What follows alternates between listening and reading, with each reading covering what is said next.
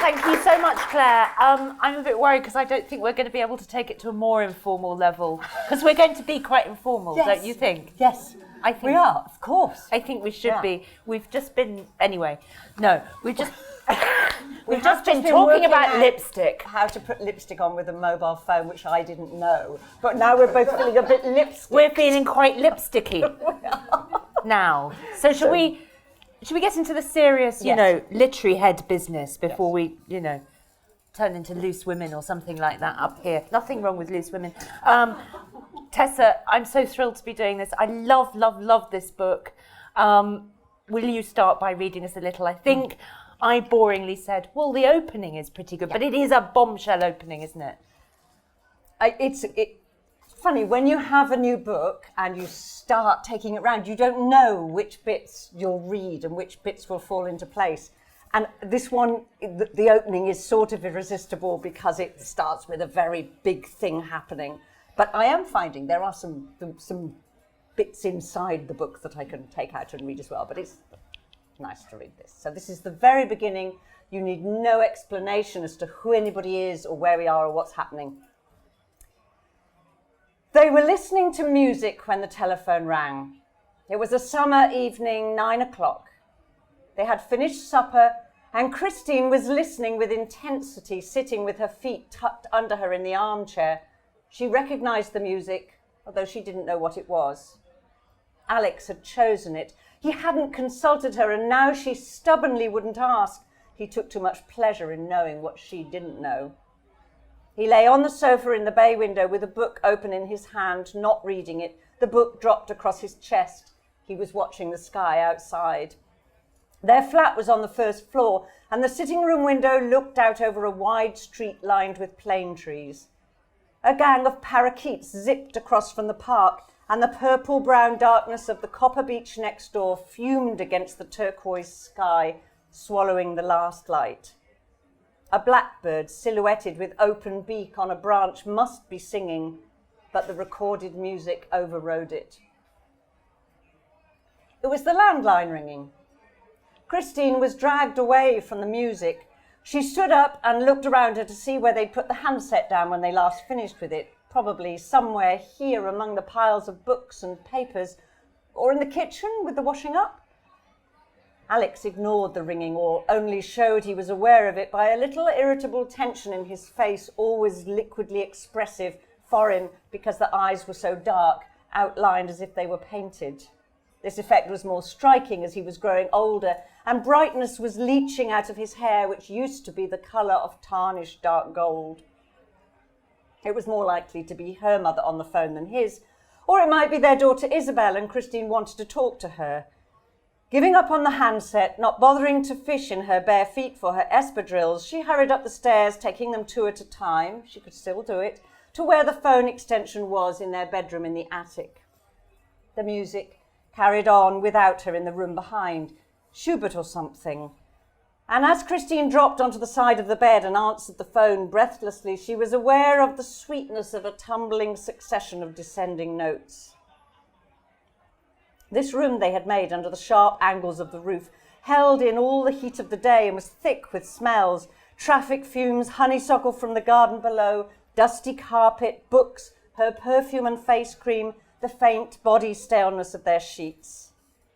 The prints and photographs and drawings on the walls, her own work, some of it, had sunk into the shadows, obliterated, and only the pattern of their framed shapes showed against the white paint. Through the open skylight, she could hear the blackbird now. Sweetness. Yes? There was some confusion of noises at the other end of the line, as if the call was coming from a public place, like a station where it was difficult to speak. Intently, someone was asking for her. Can you hear me? Is it you, Lyd? Christine felt herself smiling, pleasantly sociable, even though she couldn't be seen, sitting on the low bed with her knees pressed together. She thought that Lydia must have been drinking, which wasn't unheard of. Her voice was heavy, slurring as if something in it had come loose. What are you up to? I'm at the hospital, Lydia shouted. Something's happened. What's happened? It's Zachary. He was taken ill at work. The room quaked and its stillness adjusted. A few dust motes came spiralling down from the ceiling. Unheard of for anything to harm Zachary. He was a rock. He was never ill. No, nothing so numb as a rock, a striding, cheerful giant with torrents of energy. Christine said she would call a cab at once, be with Lydia in half an hour at the most. Which hospital, which ward should I come to? What's the matter with him? It's his heart. He's had a heart attack? They don't know really, Lydia said, but they think it's his heart. 1 minute, apparently, he was in the office at the gallery, perfectly fine, talking to Jane Ogden about a new show. The next minute, he keeled over, hit the desk. Everything went flying. Maybe he hit his head when he hit the desk. And what's happening now? Are they going to operate? Why aren't you listening, Christine? I told you, he's dead. On her way to tell Alex, Christine paused outside the open door of her studio where the shapes of her work waited faithfully for her in the dusk. Bottles of ink, twisted tubes of paint, the Chinese porcelain pot with her pens and brushes, the pinboard stuck with postcards and pictures torn from magazines, feathers, stained cloth, scraps of weathered plastic. Creamy sheets of thick paper laid out on her desk waited for her mark. Primed canvases were stacked against the wall. Pieces in progress were on the easel or pinned onto boards. She came to this scene of her labours each morning like coming to a religious observance, performing little rituals she had never mentioned to anyone. Her strongest desire these days was to be at work in there, standing up at the easel or head and shoulders bowed over the paper on her desk in concentration, absorbed in her imitation of forms, her inventions. But now, the idea of this work, the fixed point by which she steered, was sickening. It seemed fraudulent, the sticky project of her own vanity. She closed the door on it quickly. Then she opened it again. There was a key in the lock which she turned sometimes when she didn't want to be interrupted. She took out this key and locked the studio from the outside, put the key in her jeans pocket. The music was still playing in the front room. Was it your mother? Alex asked. Her heart lunged in thick beats in her chest. She didn't know if she could speak.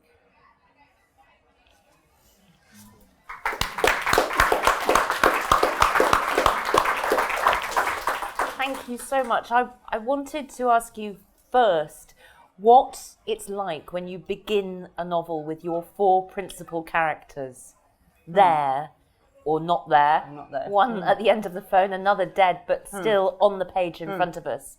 And they really remain your 4 characters despite other interventions and other people making their way through the narrative. But just to start that boldly with those 4 people, what's that like? I did start with them. I mean, that is the first words. Most of those words are as I wrote them, first time, so to speak. I did originally, before I began writing the novel at all, when it was in my head and in my notebooks, I didn't know for a while that I was going to start with that, or to reel back a little bit. For a long time, I wanted to write about these 2 marriages, these 2 couples, twined together in various combinations through the decades. And first of all, I thought I would write about them chronologically. Then I thought that the strongest, biggest thing I could make happen to my 4 was to reduce them to 3 at a cruel stroke. And as soon as I knew I was going to do that, I knew I couldn't do that 3/4 of the way through the book. It would have been gratuitous, cruel to the reader, a trick in a way, and somehow wouldn't actually have the momentousness that it has coming at the beginning. So that scene, as soon as I knew he was going to die and then knew that the book needed to begin with that, the scene was in me. I had it. I had a picture of it in the place, and I suppose I was aware in an almost theatrical way, as you began with, Alex, of mustering my 4 characters and beginning with them as I mean to go on. Although actually the novel ends with no spoilers or anything, but it sort of ends more solitary, actually. That idea of it coming to you and that tableau. You've said before, talking about your work, that it often starts with something very visual, sometimes even a scene from a film or something like that. And weirdly, I did have a scene from a film here, although when I say what film it was, I can't even think of what the connection is. What I thought of is a very bleak film, was that marvellous Michael Haneke film, Unmoored, which does begin in an elegant French flat where the lovely elderly couple are coming back from a concert. She's a concert pianist, and it's where she begins to have the first signs of her dementia. I mean, it's an absolutely unbearable, brilliant film. But I did have that. But what? I don't know quite how that connects to it, but the emotional timbre or something of the film was useful to me. Well, there is something to do with settled lives about to be disrupted. Yeah. In a place that feels like a well-lived-in place, furnished with their stuff, with the history of the time in that flat together, and then it's about to be all disrupted. All thrown up in the air. But I suppose what also comes out of that idea of that settled space, I mean, everything's got to happen somewhere, hasn't it? But that idea of a domestic interior is that your characters have relied so much in various ways, as we all do, on those kind of props of living and the things that they say about them, the things that they mean to them. And that's a very kind of complicated canvas to work on, isn't it? Because in fact, they're also quite alienated from them. Just tell us a little bit about these four people and their kind of almost Shakespearean history in a way. I mean, that sort of comically Shakespearean. Yes, in the sense of lots of swapping around. And I mean, so that once I had decided to begin, as it were, with the death of Zachary in the present, I mean, it's roughly contemporary with where we are, except that Trump and Brexit haven't happened. I think of it as set in 2015. So I thought what I would do structurally is run that present story of what becomes of the three remaining when this one of the quartet is at a stroke taken from them. All the intricate, painful things that ensue between the three that are left. That's one level of my story. But 3 times I dip down into the past. First of all, the 4 of them in their 20s. And what we discover there, sort of with, I hope, lots of comic potential to relieve the sadness of the primary story, in a way, is that at first it was, in the present moment, we have Lydia as the new widow of Zachary and Christine married to Alex. Then we discover, first of all, Alex is married to somebody else, and it's Lydia who is obsessed with him. She's been taught by him at university, and she's fixated on him, and she contrives a sort of babysitting scene where she really is, they are the babysitters from hell, and they go snooping through the house, and she said, I've got to find out what their marriage is like. Are they sleeping together? It doesn't feel good to me. Sort of trying to get in there and get hold of Alex, but then failing, and she ends up with Zachary, and Christine ends up with Alex, and I sort of just, that's not much of a spoiler, because that's all early on. And then I just ring the changes in a way, and I go on playing with my 2 couples. It did feel like a very playful novel to me, and it also felt, and I know I'm not by any means the only person to have noted this, and I don't know whether it annoys you or not because we haven't discussed it, but this idea of it being a kind of reworking of the Hampstead novel, the idea that it takes place in this zone of kind of privilege and people talking about music and the arts and politics and worrying over there. I mean, there's a scene with a frittata. That's what I'm... Like, there's a crisis. Is a frittata one of those things? I think a frittata's quite a relatively straightforward, old-fashioned thing. They're not cooking an ottolenghi dish. True. It is 2015, you're right. They're not going... No. But she makes a frittata. She doesn't open a tin of beans. She doesn't open a tin of beans. It's true. I mean, the Hampstead thing... It only a little bit of it is set in the past, in old Hampstead, which is where Christine grew up, when ordinary people lived there. Nobody lives in Hampstead now. I don't mean in reality, I mean in my book. And they're not, I mean, Christine and Alex live on a schoolmaster's salary. They're actually quite hard up, but of course that doesn't prevent one from watching Tarkovsky films and reading poetry. I don't know, I'm just interested in people like that, alongside all the other people. That's what they like. Yeah. It's probably somewhat familiar to me. I like Tarkovsky films. It was interesting, though, and I know it's very vexed and vexing to talk about likability in characters, but when I started reading this book, and I was automatically at home in your sentences because they're by you, and I, feel like I feel comfortable and safe and know that I'm in for a treat. But a little way, and I thought, these people are awful. I cannot, oh my God, what has she done? They're awful. I mean, they're not really awful, but they are a bit, aren't they? They are a bit. I like them all. But that's the business of the writer, is to have room for them all. And they're none of them running hedge funds or exploiting the workers. No. Or bullying each other. They're problematic. They're all flawed, ordinary people, like human beings are. They don't behave brilliantly. But, I'm disappointed that you don't like any of them. Well, actually, Zachary's one, but he's dead. But I came to, and that changed. Yeah. But certainly, I think you do get a gender divide fairly early on, not, as I say, between the kind of very exuberant, generous, loving Zachary, who's been removed, as we know from the picture, on straight at the beginning. But certainly, I think as a woman, you develop a kind of distrust of this character, Alex, who is a purist. He's politically pure. He's artistically pure. He is emotionally withheld. And we learn, partway through the book, again, I hope not a spoiler, not immensely supportive of his wife's creative life. But that's true, and all of that is true, and it's part of my portrait, and I'm interested in that. And I'm interested in how the things that one might like about Alex, that he is truthful, that he doesn't try to please very much, are also the things one might not like about him.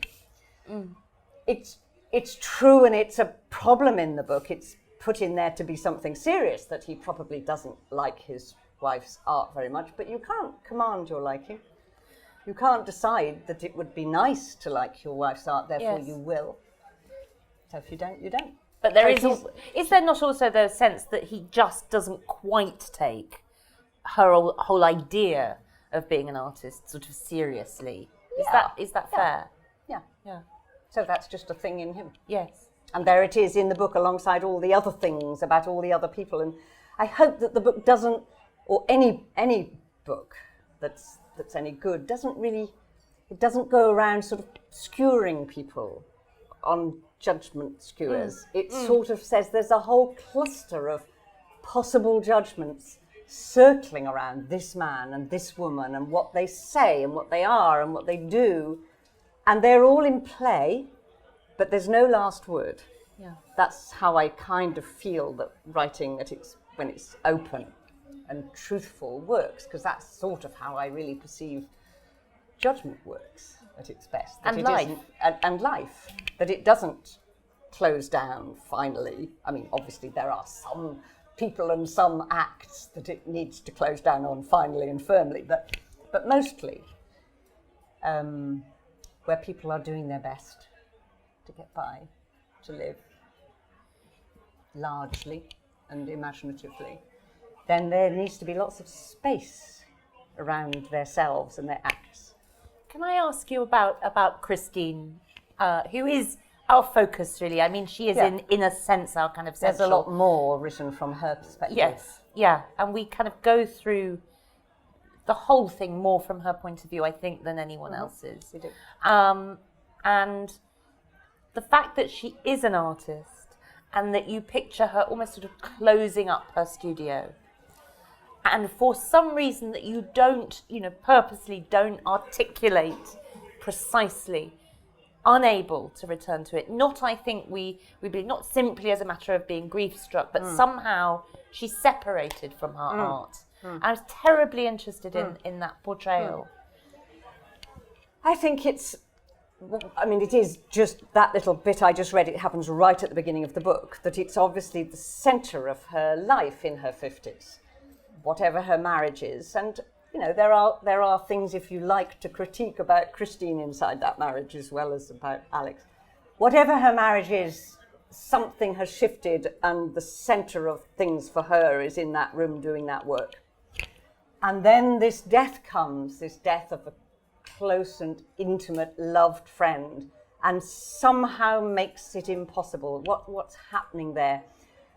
And trying to explain that, the relations between somebody's work and their private emotional life are always indirect and complicated. And I think there are probably a number of things that could happen to anyone who worked painting, making films, writing.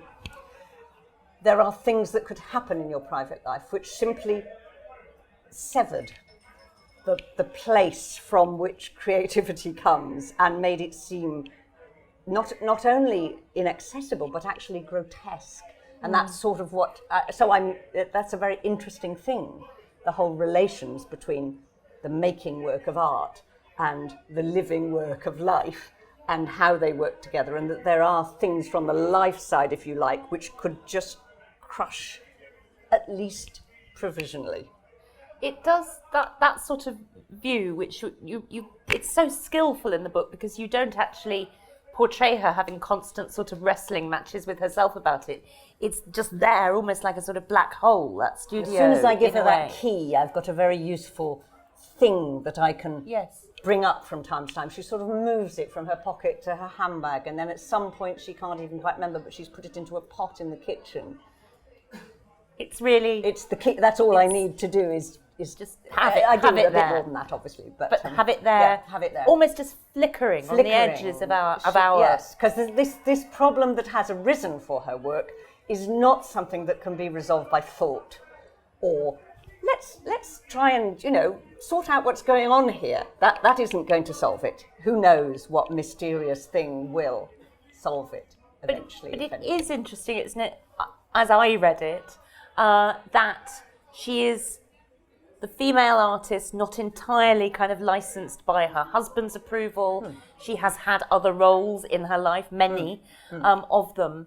And that idea that the creativity is not something that actually puts her up on a pedestal where grief or loss or disharmony just knocks her off. It can just go like that. Yeah. She makes less of a case for herself as an artist in a way. That's all absolutely right, but the book is not a protest about that. No, I think the book feels as if that's as it should be.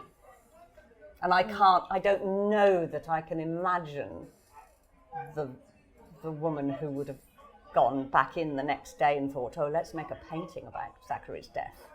I can imagine her perhaps, but this seems to me to have some right respect in it. And I don't even mean just respect for Zachary, actually, who after all doesn't care. I sort of mean respect for the work, funnily enough.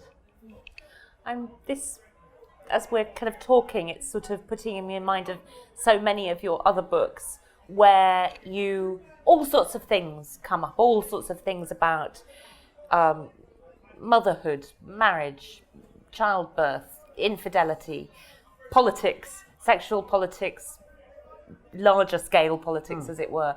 But you absolutely refuse or choose not to name them, to have them centre stage in a kind of any sort of polemical way. As you just said, this book is not a protest about that. Protesting doesn't ever seem to me a very interesting tone. It seems two-dimensional or one-dimensional. It doesn't. It's like this judgment thing, isn't it? It's like the difference between skewering things and then you've got a dead thing on a skewer. Instead, let all your thought circulate, watching and seeing things from different angles. I'm not making here so much of a moral judgment as an aesthetic judgment, that it just seems more beautiful and larger to keep everything open, rather than make it something into an issue or a protest. But it's very skillful to be able to have these books which are intensely character-led. I mean, it's a stupid thing to say, really. What novel is not character-led? But the ins and outs, their moments of their consciousness, the fluctuations in their subjectivity, their surroundings, they're all terribly delicate and changeable, aren't they? And seeing your characters exist in the time, in the scope of a novel, seems to be often your kind of primary aim. Does that feel fair? Yeah, yes, it does. Sort of what I want, what I feel hungry to do is to somehow dip into the present moment that we inhabit and catch enough of it and catch enough detail to put it on a page. How did we live then, as it were, except when it's now, but it is then. But it is then, yes. Once you've written about it. Yes, once you've written about it. What was it like for those people, those sort of people, to live in that sort of way at that moment? And yet that is full of ideas, partly because they're thinking people, but it's not just that, it's because they are themselves part of politics and history and a conflicted culture. So all of that stuff is arising in the way one tells the story. Like stuff about, there's some line where I say, both Lydia and Christine thought of themselves as feminists, but somehow seemed to live inside marriages whose pattern was very like their mother's. And that doesn't close down on anything, and it's not an aha moment. It's just one of the many observations that I think for a long time I did think that you had to have made up your mind about everything to write properly, and I had a terrible feeling that I hadn't made up my mind about anything, and probably in a way never would. I'm much too persuadable. I will read a non-fiction book which makes one argument and I will be utterly persuaded, and then I'll read the opposite and I'm utterly persuaded, and I used to think that was a real flaw. I still do think it's a real flaw. It's a good job I'm not an MP or something, isn't it? I don't know. Well, I don't know, actually. We could do with a bit more of that. It's a good thing I'm not a surgeon, let's say. But maybe we'll grant you that. Definitely a good thing I'm not a surgeon. is yeah. But actually, I think for writing, that's one way of doing it. But did that? I mean, we've spoken a bit about this before, and it's been something you've talked about a bit. I mean, you were priming yourself to write for a long time, weren't you? You didn't write. And then, of course, it feels like this to us. Then there is this flood of these wonderful books. And it probably doesn't feel quite the same to you. But it does feel a bit flood-like. I should probably slow down. But there you are now. I have to get it done quick before I can't do it anymore. I wasn't priming myself, as you beautifully say, to write. I was writing extremely bad books, which then didn't, thank God, get published and are all thrown away. But I was trying to, and I think I was trying to have all those made up mind. I was faking. That was a the issue, made-up though. mind. That was the crux. I haven't put it like that to myself before, but as I'm saying it, it sounds plausible for a moment. Anyway, I'll change my mind later. Yeah, that was a part of the issue. I thought I was loving Brecht and Nadine Gordimer, and I wanted to write with something of that certainty, though, of course, Gordimer is actually subtle psychological realist. But you had sort of, as it were, persuaded yourself that conviction was the kind of route to writing sort of fully realised fiction. What changed then? I don't quite know. Some watershed moment that was probably a combination of lots of things, but accepting the smallness, accepting the tentativeness, I think, but quite what enabled me to accept it at a given moment and realise that was exactly what I had to say. It happened. I mean, I went on a writing course. Yes. That helped. Not because anyone can teach you to write, but because you're suddenly writing for actual people instead of some theoretical audience. It was a sort of permission. It was a sort of permission. That you gave yourself. Yeah. To sort of be open about what you were doing. And maybe not just that I gave myself. Maybe somehow, strangely, people gave me. Yeah, yes. And when you started, I mean, it was, as you still write all the time, short stories. Your first book was a kind of linked sort of linked short stories, Accidents in the Home, was sort of. And you've kind of been very interested in the kind of interplay between these two forms, haven't you? I mean, I knew I sort of felt a breakthrough and that I could write something that felt like a short story. It had that sprung tension in it and it was whole and it held on the page. But I had no idea how to build a novel, which seemed to me such a long, long piece of engineering. How do you know when you start at this end, how you're going to bring it down at the other, and how do you sustain that sloppy bit in the middle? So I just wrote lots of those short story-shaped pieces about the same people in chronological order in my first novel and my second novel and my fourth novel, sort of, and my fifth novel. But not here, you But don't here, no. And in the past, my last novel, I feel as if I have the bridge engineering for the first time, which is very exciting. I feel I can do a novel now. For what it's worth, whatever it is, the novels are, I have the sense of how to build it. And you didn't have that before. That amazes me when I think about your novel, Everything Will Be All Right. But that's quite episodic. It's very episodic. Well, I know, but it's not... No, I know. It's different, though. It's different. I'd say it had the engineering. Okay. I would. Okay. Oh, well, that's I mean, nice I'm sucking up, but it is what I actually think.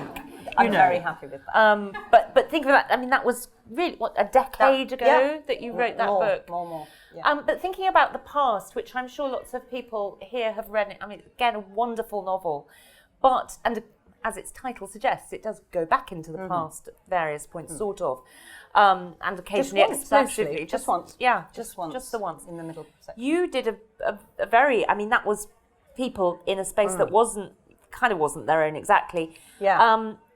For a very short period of Quite time. Quite theatrical, again. I mean, it could have been a play in a sense. Yeah. I mean, it was... Could have been. It had that kind of play-like thing.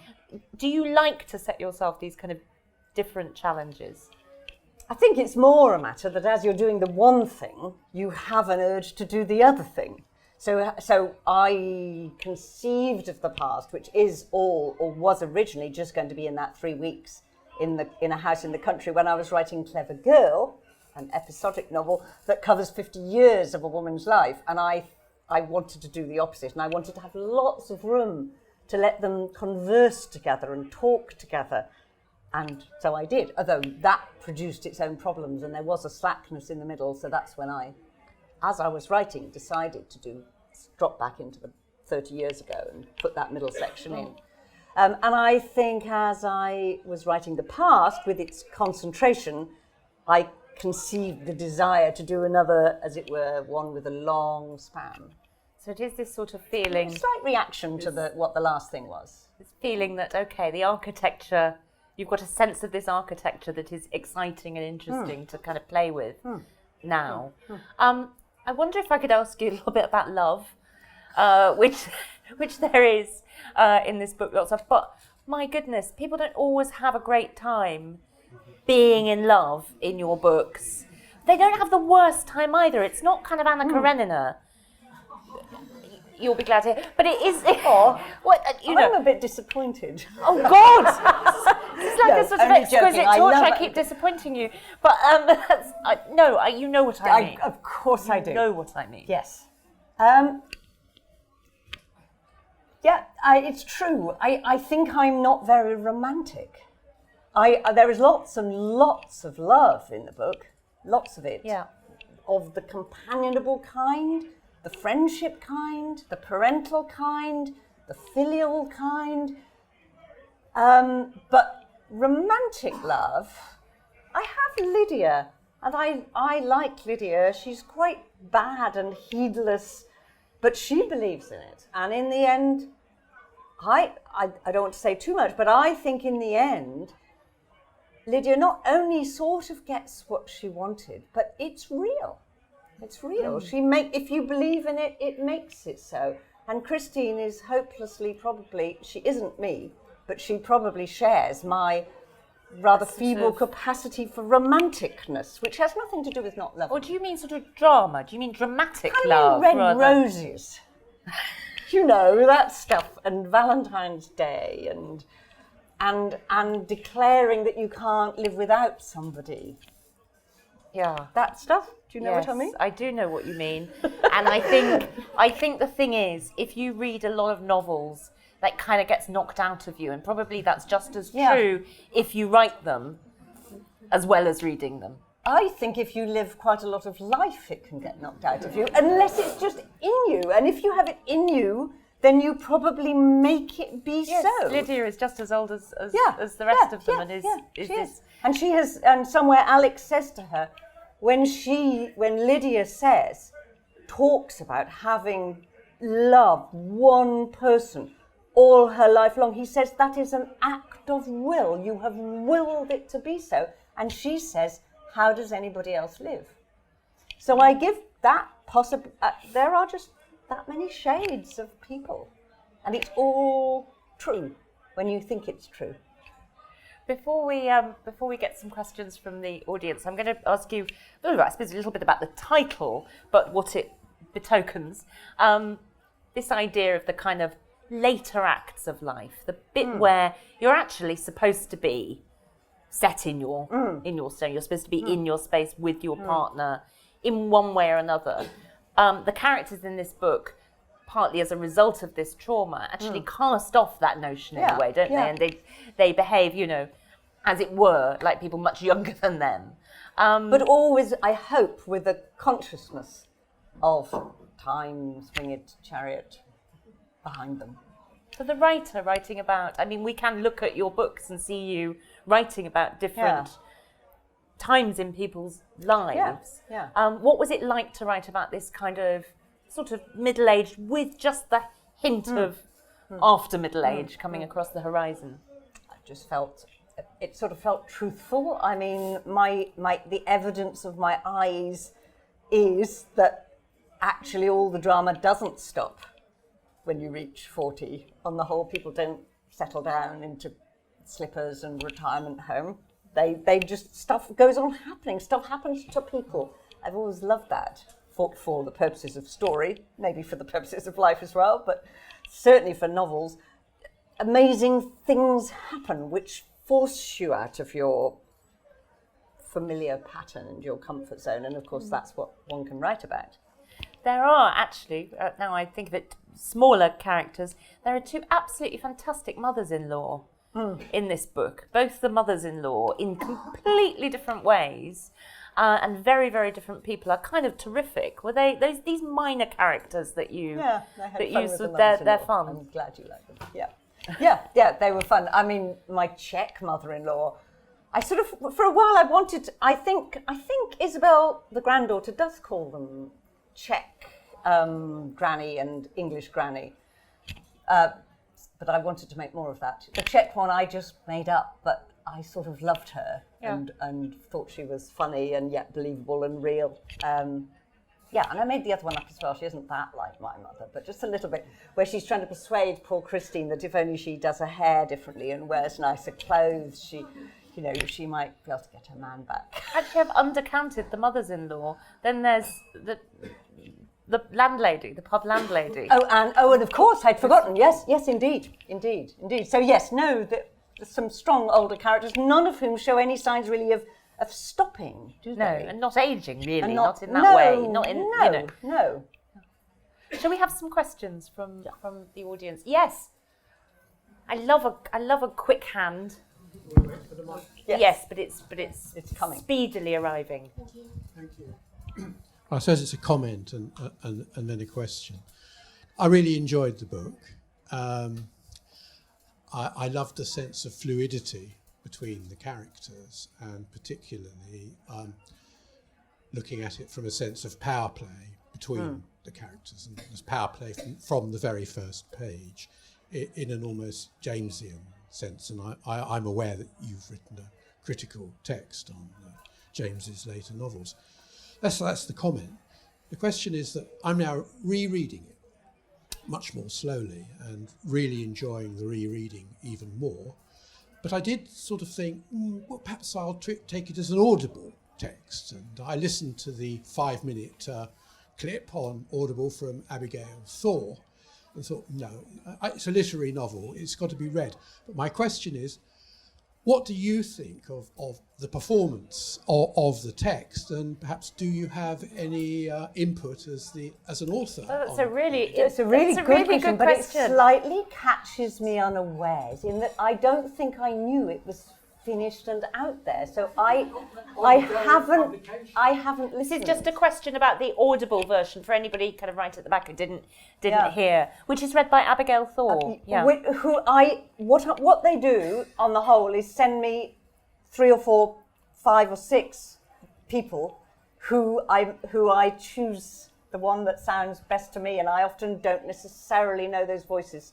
They send me some clips of them reading different things, and I choose one. I think they always go with my choice. I mean, they've obviously pre-selected people who they think will be good. So, I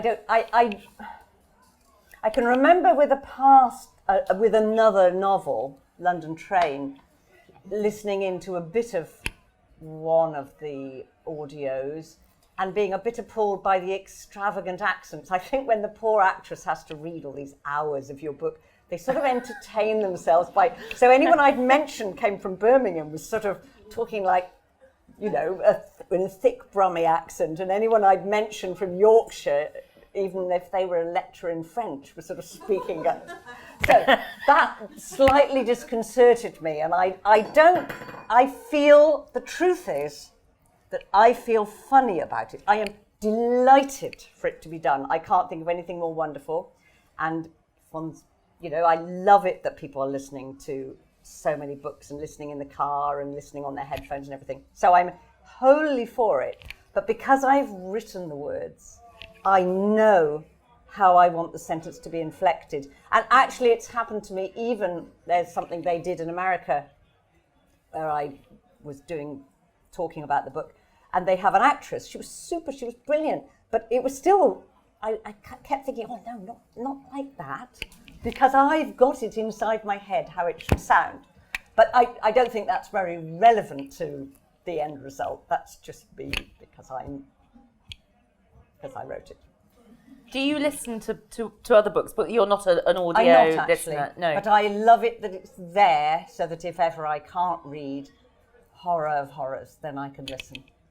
It doesn't somehow go into your brain in the same way, of course, but I does think it? one I mean, could it train is a one's different brain. thing. One could train one's brain. I know you could. And you've never been tempted to read your own audio? They've never asked me. It would be quite a long haul, wouldn't it?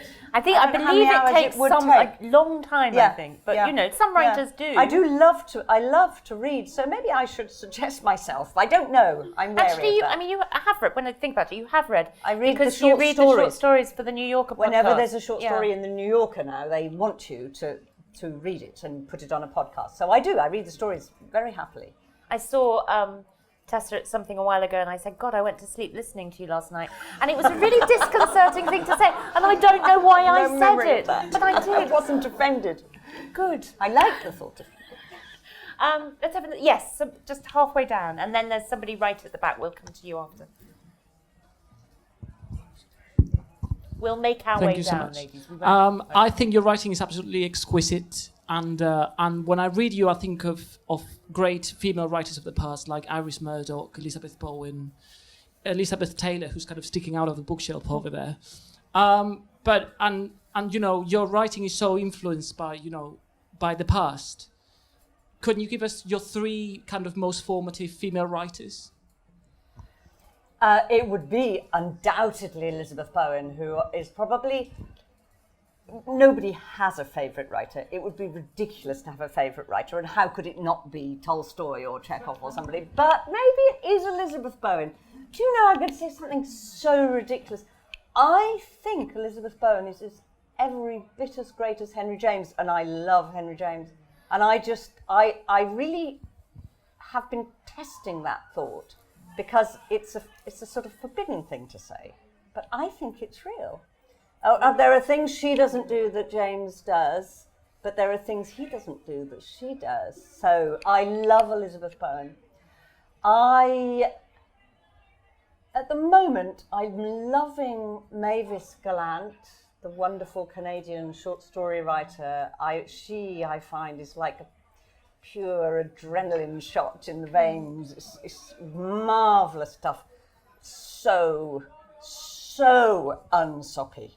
It's like, just in case you were tempted for one moment, she in a tiny story that is in one sense exquisitely lyrical, can sum up the entire politics of post-war Europe in the 1950s. And yet it's just a tiny story about a Canadian no-good drifter working for the UN. How can she do that? So she's a superb writer. Three, I don't know where, it would have to be Alice Munro, who was a sort of gateway. She was the writer I read and thought, I see. You can take this small thing and it's big. I loved and still loved Gordimer, but that wasn't useful to me. That's one has a funny sort of relation, there are some writers who are useful. They are much, much more than that, of course, and one's love of their books comes first, but also they help you to write. And she was the first. But actually, I don't think she's got a marvellous loose weave to her sentences that are nothing like what I do. My sentences sound a little bit more like Bowen's, but in saying that I blush because I was just reading her today. I have her often beside me while I write, and I was just reading this little short story and some of the things in those sentences that one can't even remember afterwards, and yet they're sublimely good. The mention of Iris Murdoch there. Yeah, I'm not a mad fan of Iris Murdoch. It hasn't ever done it for me. This might be your most Murdoch-y book in a way. So people tell but me. Less I mad, just read less some more. bonkers. Okay. Yeah, less. I've never got on with it. I don't like it. Okay. I love the Margaret Drabble. The Millstone is a beautiful little book. Perhaps that's my favourite of hers. But lots and lots of hers. She's marvellous. Thank you. We had a question just there. Thank you. I've only named women. That wasn't a sort of feminist point. Of course, there are loads of men who's... I love John Updike. You talked about Henry James a little bit. And I did. You did. But only to put him down. No, not to put him down at all, but to elevate Elizabeth Byrne and say, I thought she was as good. Hi. Thanks very much for the book. I thought it was great. I was just wondering, you mentioned your notebooks, and it sort of made me curious about what your writing routine is like, and whether how many stories you're kind of baking as you're going about your daily life, and just what time you do your writing, how you fit it into your life. I just write whenever I can, which really means on all the days I'm not doing something else. And there are quite a lot of days when I am doing something else, but when I can, I do it because I love to do it, and I probably write for about between 3 and 4 hours because that's about the maximum you can sustain it for, I feel.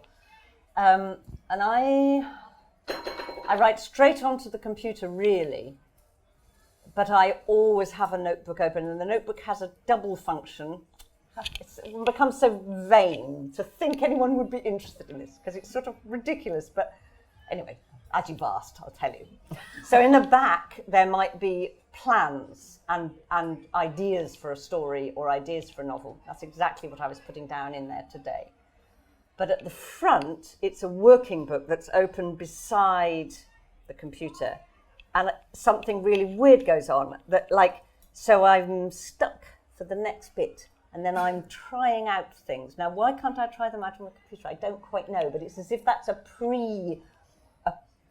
pre-writing place. So there's a lot of scribbled words, sometimes lots of words trying for the same thing over and over, or lots of phrases trying for the same thing, and then I'm putting it on the computer. But of course I'm not, I'm then playing with that too.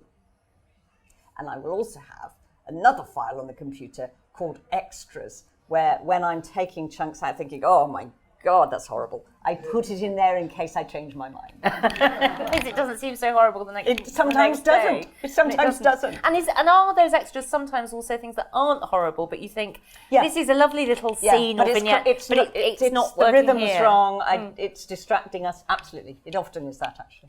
And they just have to... They just have to go. They have to go. Yeah. There was a question right at the back in the...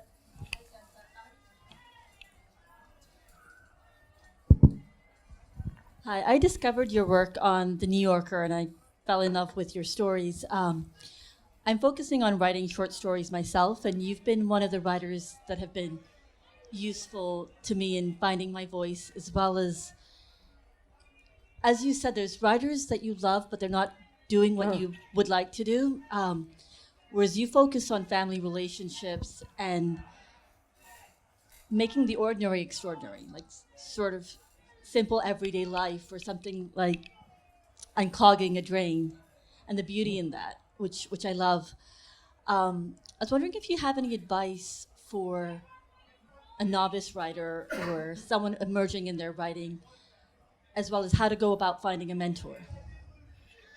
Advice for a novice. Advice for a novice writer who's writing short stories. I mean, and finding a mentor, it's probably just the obvious thing, which is to do a good writing course, to go on an MA like I did, because you will find exactly that, if you're lucky, if it works. And it's very good. It's because it's also like a kind of super editing. So you've got an editor who's working with you even as you're finding your way, and it speeds up all the things you would painfully slowly learn by yourself. Having someone say, oh dear, that bit's boring or something is really useful. That bit's boring is a huge revelation. And that used to happen to me when I thought, I'm writing this tonight, and on Thursday, those 7 people are going to read it. And then I would look at it and think, but my God, that's boring and that's pretentious. It was wonderful. Why couldn't I do that when it was just by myself? Isn't that funny? Real people sharpen one's mind. So that's a part of it. And the other thing is keep reading and keep doing it. That's not very helpful, is it? I don't know that I do. You just have to keep trying and then go on a course. Yes, that was not at all illuminating, but it's probably the truth. One of the things you realise is that there are no prescriptions. What there is that story there, this is what needs to be done. That novel there, maybe that. There just are not many blanket prescriptions or formulae. There aren't any. There's all kinds of stuff you can be encouraged to think about voice and structure and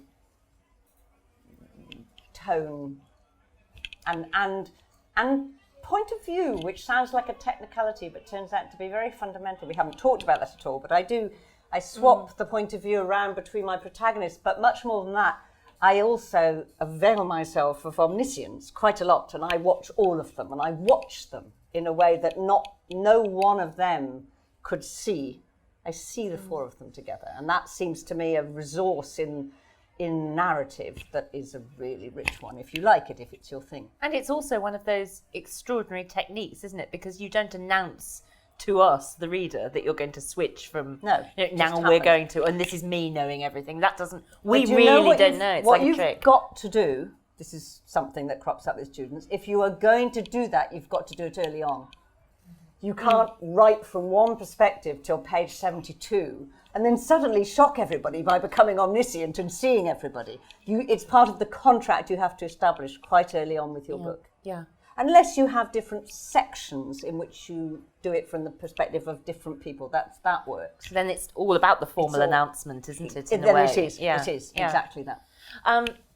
There's a question there, and I know there's one there. We'll take this gentleman first, because I think he oh my goodness. Hello. Sorry, hello. Hi, Tessa. Hi, really, really enjoyed your book. And something that I've been dying to know, actually, is there struck me as like quite a lack of remorse, I feel, in the book from Christine and Alex. And I think, sorry, I hope I'm not spoiling it for anyone. And for Alex, it made a lot of sense, I think. But for Christine, I was surprised, and I wondered if that was deliberate on your part, that, you know, in talking about this sort of the messiness of life and the messiness of these characters, was that quite deliberate on your part? It's funny, one of my students, I was in Bath a couple of days ago, said, did you write 50 pages of Christine's agonised remorse and tear them up or something?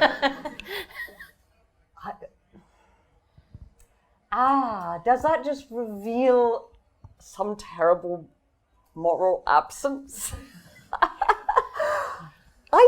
I feel that it's very difficult to answer you without spoiling the story. I feel stuff happens and it passes and it's almost as if it never happened. I feel that, how you take the things you've done morally. Again, I suppose I'm coming back to that business about romantic love. It's what you make of it. And what you're referring to could have been the occasion for a lot of agonized conscientiousness. But people are extraordinary and they could just step on to the next day and leave it. And I didn't feel that she felt. She knew it must never be found, but I didn't feel she felt she had offended some profound moral law inside herself. And I'm not a total moral relativist. I'm not saying there isn't a moral law, but in the sexual arena, it's a complicated one. And so I have to admit that I just thought she might step on and leave it behind. With a little, she's aware. She has that conversation with Lydia in the concert, which touches it. And another one on the stairs. There are a couple of occasions when we come near something like what she's done with that story. And I think it's partly because when they were young, there was that connection. That changes something. I'm talking very enigmatically and slightly, sort of perhaps it doesn't make any sense to those who haven't read the book yet. Does that kind of answer it? Can you forgive me? You know the awful. Now I feel like you've told me a terrible truth about myself because I heard your question and your answer and thought, well, she didn't do anything wrong. I know. God, yes, sir. I wasn't even. I'm afraid, yeah. Talking about. I'm afraid it's a question vaguely related to judgment, but I think, that's what we're doing tonight. It's about sort of the way in which you dealt with different generations, because as well as the four main characters that we've talked about a lot here, you've also got the young Isabel and Grace and Sandy and Blaze, and then you've got the younger versions of the four main characters. Were you sort of very conscious of how they judged each other? You know, even if we're not talking about sexual judgment and so on and so forth. Have your children read these books, and what do they think about them? My children, some of my children read. I've got 3 sons, and one of them's very bookish, and he likes my books. My middle one reads 1 Ian Rankin a year, and is deeply suspicious of what might be in my books. Fears it, and has probably guessed exactly the thing that the last question was about. And my oldest son is much more a history and politics man. But he said something really funny many years ago. There was some emotional crisis in his life. And he sort of said, I suppose I'd better read one of Mum's books to find out. Yes. I mean, they do. The children in this book are deeply appalled. Well, some of them, 2 of them, Isabel and Sandy, are deeply appalled by what their parents are getting up to.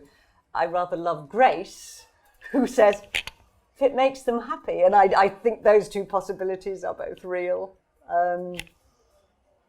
I'm really interested in the generations. And as her mother is sort of telling her that she should, put on more makeup, and Christine's mother telling her and dress up to get her man back. And all of both psychology of different individuals comes into play, but also the anthropology of the generations and what each generation, as it were, believes about couples and sexual identity and sex and marriage. So to me, it's just a sort of very rich terrain for telling stories from. Is that a kind of answer? Yeah? Yeah, I mean, I just thought it really reminded me of more sort of Russian novels we've talked about, like, Tegenya, Father and Son, Yeah. where no one is right, Yeah, no one is right. Yeah. But as you go on, you realise that you were wrong, and, I thought it was really rich from that point of view. Yeah. That's lovely, because that's what I'm hoping for. But people do hurtful things along the way as well. So yes. Claire, you've rushed to the front. Oh, I was just trying to be. The lady. Oh, I thought you were pulling us off with a kind of big shepherd's crook. Oh, no. Oh, the lady in green. Oh, the lady in green. Sorry.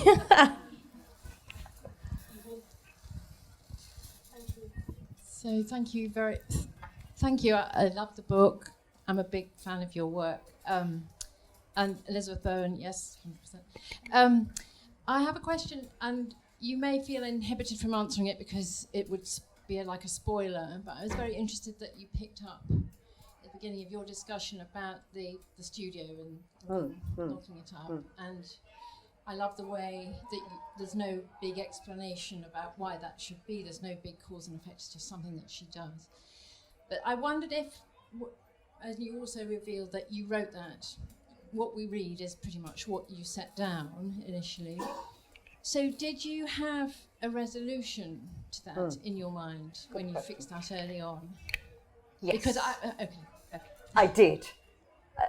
I don't always have the I knew that once you, at the beginning of a book, have somebody turning a key on a room and shutting it up and putting the key in their pocket, that's one of the pieces of engineering that makes a novel, and that you're going to do something with that key. Finally, I mean, she could drop it down a drain in the street and go and be a nurse or something else. Okay. So I did know that, but however, actually, the way I wrote the ending is a very interesting example of how messy and flawed novels are, because people can intervene at a late stage with your novel and make it better. I had it ending one way. I actually had it, no difference, by the way, about that thing you've just talked about, but it ended with, how am I going to say this without, it ended domestically with Christine and her daughter together. Not, the actual ingredients, not so very different. And my American publisher said, actually, it's fine, but it's too domestic. Wow. Do something better. And she was right. I'm so pleased with my ending as it is now. And isn't that interesting? It came from me. I solved it. I found the new thing. But that was her push. So it takes more than one person to make a novel. Isn't that fascinating? Totally. But I just thank you, because I the way you've ended it is so very interesting when you consider that the book is so much about, who's got a man, who hasn't got a man. Yeah. And to me, it reached back to, all that we know about Virginia Woolf and what she talked about. And so it's like the relationship that the character has with her work is a relationship. And that was always going to be so. It was just that I didn't quite finish with that. I finished with the mother and daughter, which is also sort of a beautiful relationship. But I've just turned them around, really. And I'm really glad I did, yes. Yeah. Well, now we've talked about the ending. Perhaps I want to say, first of all, when I said I didn't like the characters... Oh, Alex, I don't mind. But I think I like not liking things. Yeah. Do you know what I mean? We know what we mean.